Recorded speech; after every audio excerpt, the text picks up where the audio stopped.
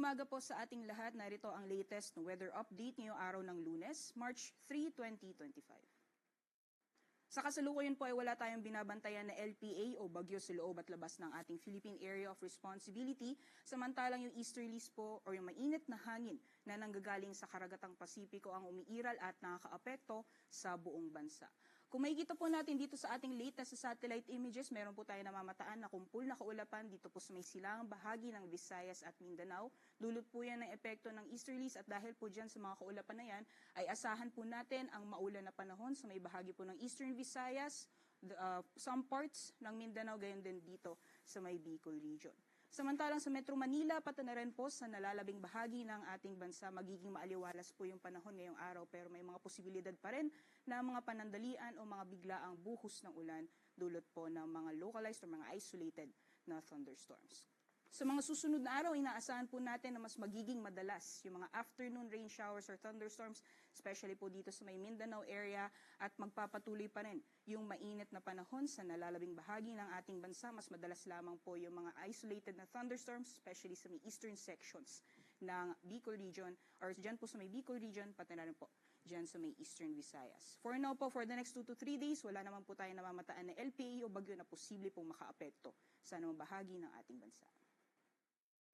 So magiging lagay po ng panahon ngayong araw dito sa Luzon, dulot po ng epekto nitong easterlies ay asahan po natin ang maulan na panahon ngayong araw dito po sa may Bicol region, at pagdating po sa hapon mataas po yung posibilidad na magiging maulan din sa 4 parts ng Mimaropa, dyan po sa Mindoro, Marinduque at Romblon.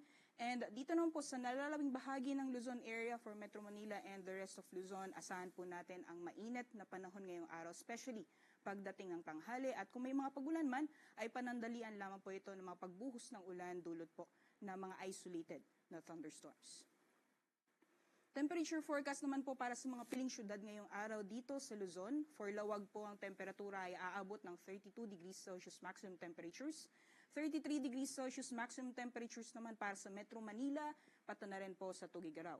Sa Baguio, agwat ng temperatura ay maglalaro mula 17 hanggang 26 degrees Celsius, 21 to 30 degrees Celsius para sa Tagaytay, at sa Legazpi naman maximum temperature sa abot ng 31 degrees Celsius.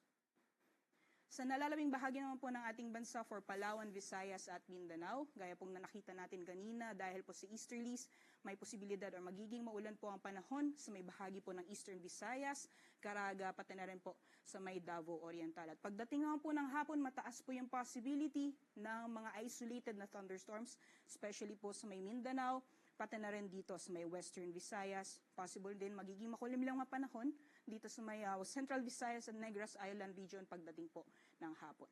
For Palawan area naman po, magiging maaliwalas ang panahon ngayong araw pero may mga posibilidad pa rin ng mga panandalian o mga biglaang thunderstorms o pagbuhos ng ulan pagdating sa hapon o sa gabi. Temperature forecast naman po para sa mga piling syudad dito po sa Palawan, maximum temperatures po natin for Kalayaan Islands at Puerto Princesa, aabot ng 32 degrees Celsius, para naman si Iloilo 32 degrees Celsius maximum temperatures, 31 degrees Celsius para sa Metro Cebu, at sa Tacloban naman aabot ng 30 degrees Celsius.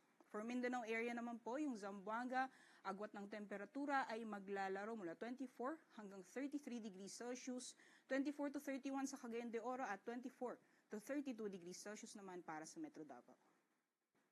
Sa ngayon po, wala naman tayo nakataas na gale warning sa anumang dagat baybayin ng ating bansa, kaya malaya pong mga kapalao at ang mga kababayan natin na may mga malit na sakyang pandagat. Sunrise po natin ay 6:12 a.m. Sunset